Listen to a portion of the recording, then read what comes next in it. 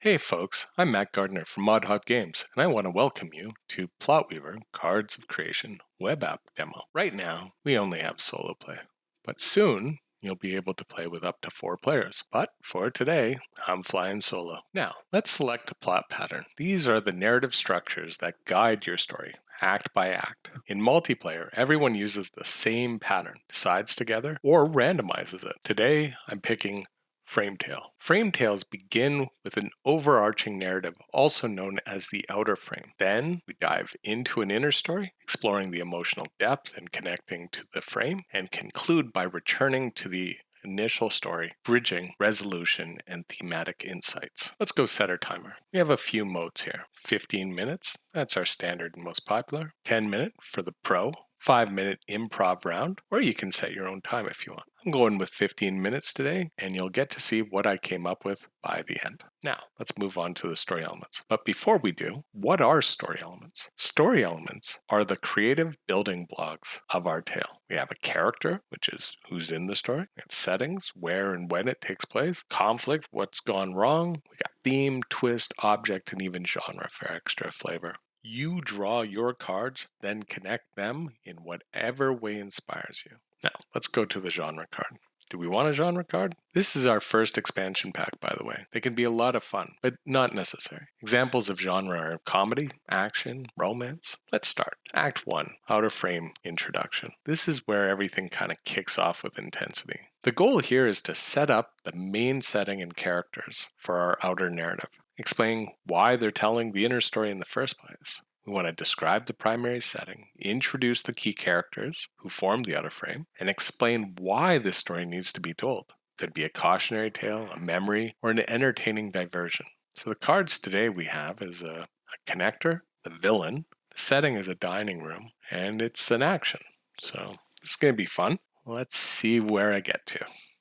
I'm going to hit start, head to the workspace, and write whatever comes to mind using these elements. Please note that on the left, you'll find the plot pattern instructions, and on the right, you'll find the story element cards. I'll leave the recorder running and speed this part up so you can watch the process unfold. The dining room glows with amber warmth. A long wooden table stretches from wall to wall, set with mismatched plates, and the remnants of a feast too good to waste. Candles flicker in old brass holders, while a fireplace crackles just loud enough to draw out the distant hum of the city below.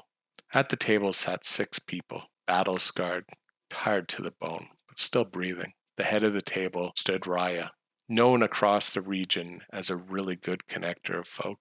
No one knew much about her, or her past, only that she had a talent for pulling the impossible into orbit, even getting bitter rivals to fight for the same cause. Tonight was no different. Across the table from her sat Lucien Vane, a man who once nearly brought down the resistance with nothing but a smile, a poisoned promise, and a knife masked behind his back. In every outpost in the region, he is seen as a villain, a traitor. But tonight, he was unusually quiet, hands shackled and face bruised. The others around the table traded looks of suspicion, anger, and disbelief. "Why the hell is he here?" growled Soren, still holding a grudge and a bandaged side. Rhea lifts her glass, calm but fierce. "Because the next mission might get us killed, and to survive, we need to know what he knows." She points to Lucien. She knew he wasn't just a prisoner, but a piece of the puzzle. "He did what he did for a reason, and I think it's time he told you all the truth." Lucien leans back in his chair, eyes gleaming. "You really think a story will change how they see me?" Rhea doesn't blink. "No, but it might change how they survive." Act 2.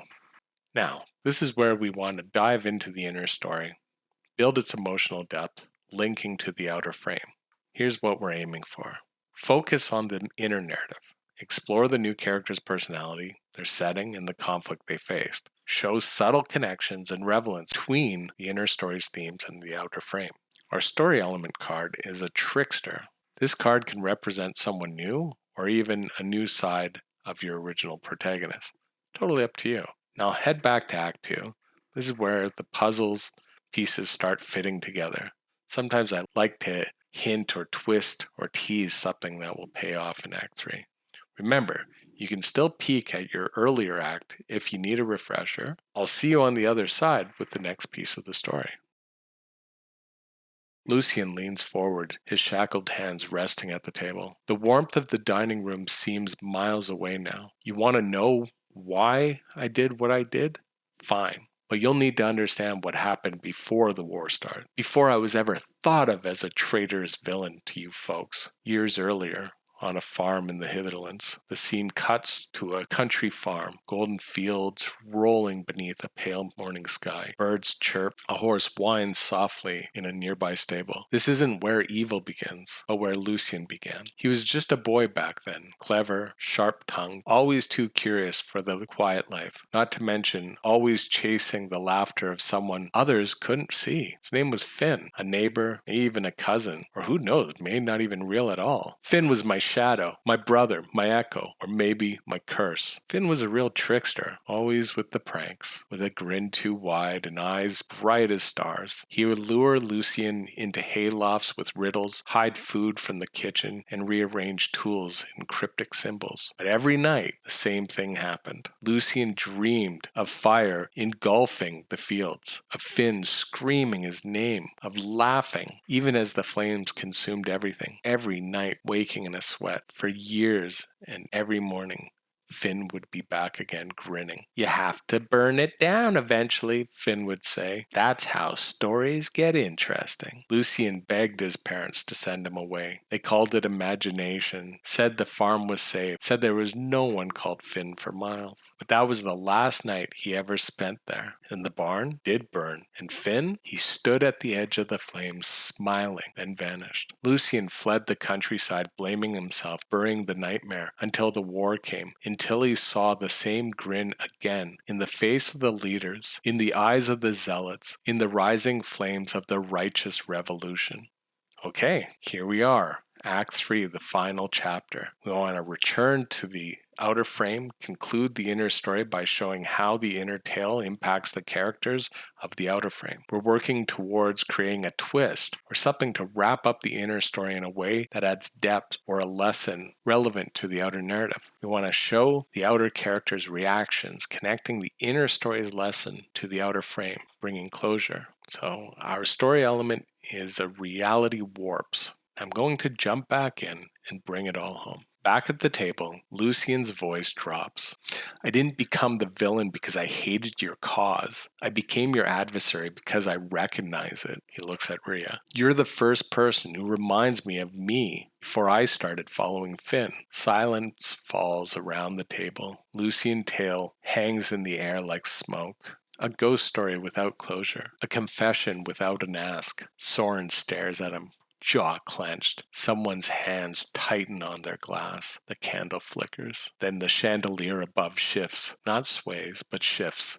As if the room hiccuped. Did anyone else feel that? One of the women whispers, eyes darting towards the window. Outside, the world seems slower. Not quiet, but stretched. The building beyond the glass lean a little too far. A flock of birds halts mid-flight. Rhea raises, steady but sharp-eyed. You brought it here, didn't you? Lucian excels. Me? But you were here the whole time. Did my story remind you of something? The table begins to pulse. A low hum builds, and with it Finn's laughter. Not inside their minds now, but echoing through the walls like a child running loose in a museum. The wallpaper starts to peel, and the food on the plates begin to rewind. Forks dropping, bites restored, a roast chicken pulling itself whole again. Reality unravels, and Lucian finds himself back on the farm with his family. The barn was never burned, and Finn was never there. Everyone could see his smile that was a little too big, and his eyes that burned bright. For a second, Rhea's face seemed to appear, but could it have been a trick of the light? That's it. Thanks for hanging out with me as I play through the demo version of PlotWeaver's web app. Every time you play, it's a different experience, and you never know quite where your imagination will take you. Or you can always save your story, come back, and rewrite it, edit it. Otherwise, you can come up with all new stories. Can't wait to see what stories you come up with.